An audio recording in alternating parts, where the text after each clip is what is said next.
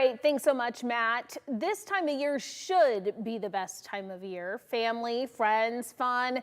But sometimes that family part is more difficult now than during other times of the year. Relationship expert Laura Jacobs joins us this morning. And if you hear anyone in the background demanding attention, that's because Laura's a new mom to twins. Congratulations. Oh, thank you so much. Fingers crossed. They're taking a nap Yes. right now, so. Laura, thanks so much for joining us. We've got a lot of questions to ask you today. Great. Thanks for having me. This time of year, we'll go through all of the relationships, but we'll start with those people that are in a relationship, their significant other. Many people may be thinking an engagement may take place during this year. So what do you do if you're expecting that ring, but maybe you don't get it?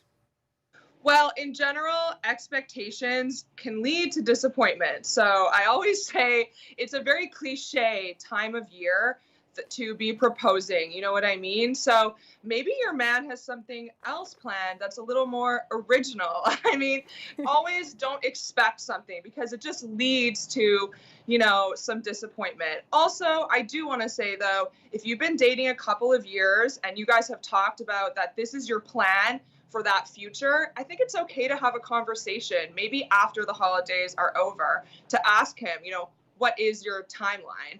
I really think it's good to get on the same page. Yeah, definitely agree with you there, especially if you're expecting one. You want it to be a surprise. You want to expect it, but you also don't want to know it's coming, right? Yeah, sort of. I mean, I think you need to give your guy space to give him, space for romance, for him to plan something fun and exciting. And just like everyone gets engaged on New Year's. I just see it all the time. And it's cute and everything, but maybe he has a different plan. Be open to surprise. Exactly. I agree with you. Okay, so how does someone deal with the nosy questions from family? Maybe where is that ring, or where is your man, or anything like that? How do you deal with those questions from family? I just think your family has your best interests at heart. They want you to get engaged. They want you to get married. I would just say, Grandma, things are a little different now. Dating is different now. We have dating apps now. Do you want to see this app? And, it'll be like a new conversation starter. Always tell them that things are just different now, because they are. Modern dating is so different than when our parents dated, or our grandparents, or really any other family members. Say you see your extended family, because this is usually the time of year where you do see them. Last time you had that significant other. This year maybe you don't. How do you handle that question? Where is he or she? I think you handle it with poise and confidence. You can explain, not in a lot of detail, why that didn't work out, and just tell your family, hey, listen, I'm honestly a lot happier without this person. Because at the end of the day, your family wants you to be happy. So as long as you're expressing to them, hey, I'm still happy single, I feel like that's the best answer.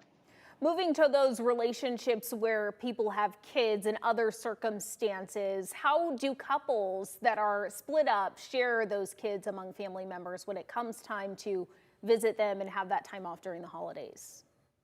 Well, I think divorce doesn't affect kids as long as the adults act like adults. So, it's tough. Every situation is different. Obviously, you divorced for a reason, so your communication might not be great with this person, but it's the holidays. I think do your best to communicate effectively to your ex and say, it's Christmas. This is a really important time for our children. Let's try to be amicable and get along. And if you're sharing the holidays, make it fun for the kids. Be like, you get Christmas on the 25th and you get it on the 23rd with mommy, Try to make it fun for them. So it's like that they get two holidays and they're still having a great holiday season, even with split custody or whatever you're dealing with. Yeah, of all things, this is the time of year where things should be happy. We shouldn't be stressing or worried, right?